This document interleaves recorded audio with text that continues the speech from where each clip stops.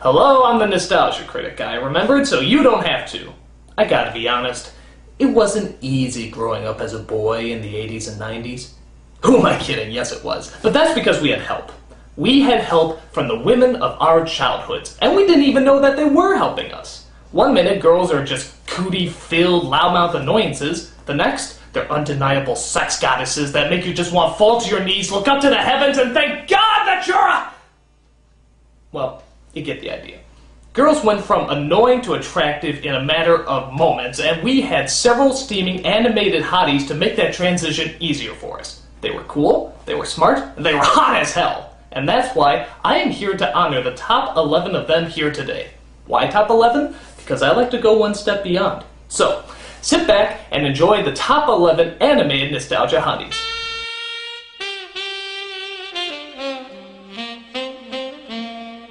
Number 11. Linka from Captain Planet.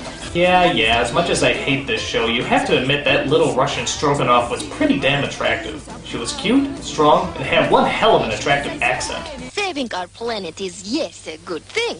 Oh. Go away! So what if she thought that all Americans were uncommunistic pigs? My sweet imperialist dog. That doesn't mean she didn't drive us wild. And with the power of wind in her hands, you can tell this Soviet softie that she can blow me away any day. Do it! Number 10. The Baroness from G.I. Joe. Though technically working for Cobra, the bad guys on this show, this Baroness had us all debating whether or not we should be switching sides. So why'd you join Cobra? The Baroness. Me too. Hot, isn't she?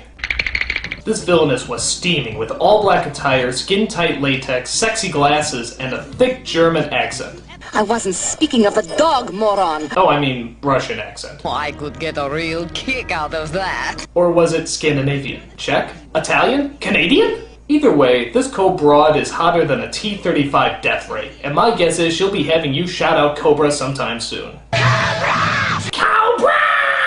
Stop that! That's loud! She had something in her eye! Number 9. Sailor Moon from, well, Sailor Moon. I have to admit, I put her pretty low on this list because I found this show just so goddamn annoying. Even when I was a kid, I thought this show sucked. I mean, the story makes no sense, the characters are all morons, and they keep using the same chunks of animation over and over. However, if there were chunks of animation that they had to use over and over, it would definitely be the transformation scenes. I mean, damn. This is like an intergalactic striptease. Actually, the funny thing about these scenes is that they always take like 2 minutes to go through all the transformations. I mean, what the hell are the villains doing during all that time? Alright, Sailor Moon, I'm a big bad monster. What are you gonna do about it?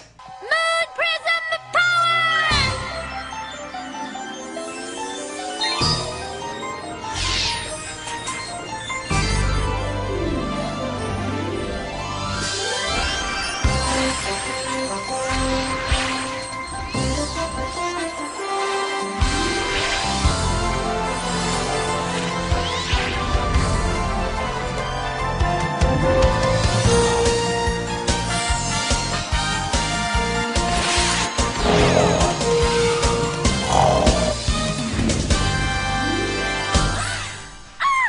Nevertheless, you can't argue with good Japanese animation and their ability to put women in skirts that are so short they give new meaning to the term moon power.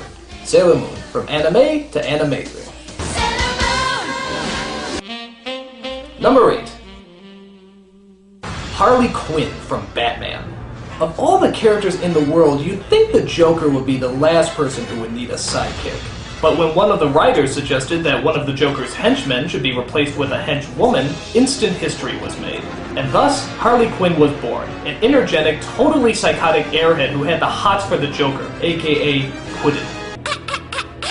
Since then, Harley has gone on to stardom, even getting herself her own comic book series. So what is it that makes her so damn attractive? Is it her energetic personality? Is it her figure in that skin-tight outfit? My guess is it's because she's going out with the Joker, which gives the rest of us homicidal maniacs who are dreaming of love much needed hope. Do tell! There's no doubt about it. Harley Quinn gives new meaning to the term crazy love. You're really sick, you know that, boss? Number 7. Hello Nurse from Animaniacs. If more nurses looked like this, I'd probably go to the doctor more often. With her 40s style dress, long slinky legs, and hot killer body, she's the cartoon character that made sexual harassment fun again. And even helped coin the phrase, "Hello Nurse." Hello, nurse. Okay, so I don't think this phrase ever actually caught on, but it was definitely used in the show a lot. She was always the object of Yakko and Wacko's affection, which always left Dot with, okay, that's kinda creepy. Disgusting. Hello Nurse, she's every patient's dream come true. Boys. Number 6. Chitara from Thundercats. If Angelina Jolie and Chester Cheetah ever had a kid, chances are she looked something like this. Faster than lightning and just as hot, Cheetah was just as exotic as she was erotic. And trust me when I say she gave new meaning to the term, fast pussy. Oh, come on, I had to! She was fierce, dominant, and made the Roadrunner look like a handicapped turtle. Chitara. If she doesn't make your sword grow, nothing will. Easy for you to say. Number 5.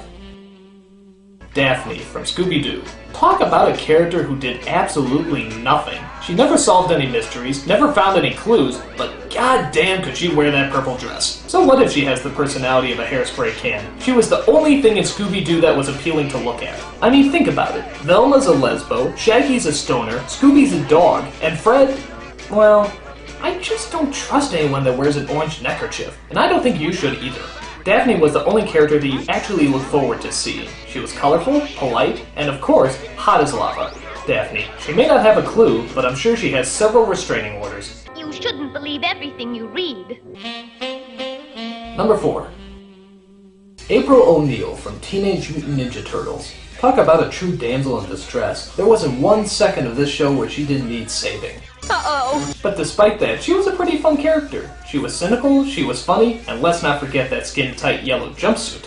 I mean, what reporter wears skin-tight yellow jumpsuits? It makes no sense. I can tell you right now, though, if more reporters wore skin-tight yellow jumpsuits, I would know everything that's going on in the world. I would watch the news so much you'd have to pry me away from those jumpsuit-wearing journalists. Well, maybe not all of them. But nevertheless, April was always the damsel who got herself into trouble, and yet you always looked forward to saving. She was quick, feisty, clever, and always knew how to make the green boys turn red. April O'Neil, making us all pop out of our shells. If you say so. Number 3. Rogue from X-Men.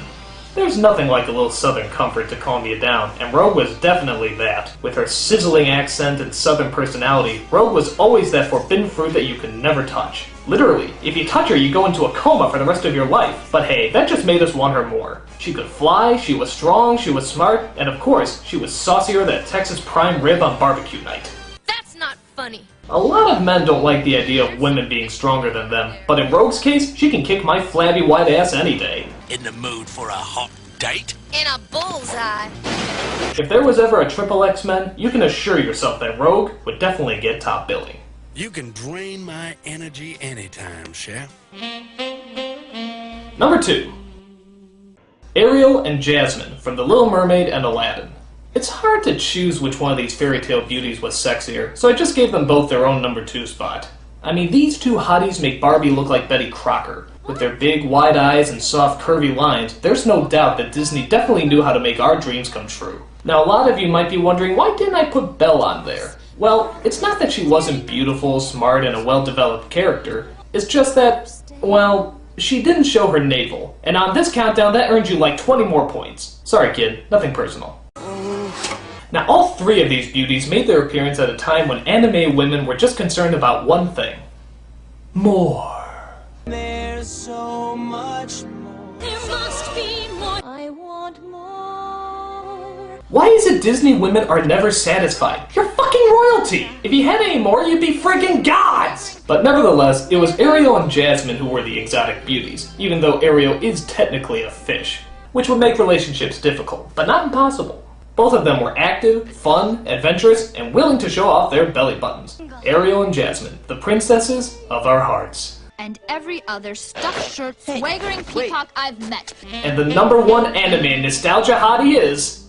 You had plenty money now. Man, like I even gotta say her name. There is no doubt about it. Jessica Rabbit is the most attractive thing ever drawn on paper. With her thick, luscious lips, half-shut eyes, and long red hair, Jessica Rabbit had every man jealous of a stinking cartoon character. Come on, Roger, let's go home. I'll bake you a carrot cake. That fucking rabbit. And of course you can't overlook that phenomenal body, which I don't think could technically exist in real life. I mean, think about it. If the breasts are twice the size of her waist, and yet her waist is half the size of her legs, she would probably fall to the ground unable to keep her balance. But fuck it, we didn't care. She looked unbelievable. The ultimate femme fatale. She was mysterious, erotic, and knew how to tempt men. In fact, she might have tempted them too much. There's an infamous controversial scene where Jessica is flung out of the car where she exposes herself not once, but twice in a matter of seconds. This scene caused so much controversy that they actually re-released it on video and blocked out the image covering it with her dress. Well, if an animated woman is so hot that even the animators had to see her naked, chances are she really does deserve the #1 spot. Jessica Rabbit. I'm not bad. I'm just drawn that way. Really drawn that way. And those are the top 11 anime nostalgia honeys. If you got some laughs out of this, thanks for watching. If you got aroused by any of this, they're not real. For God's sake, seek some help. I'm a nostalgia critic. I remember it so you don't have to. Why don't you do right?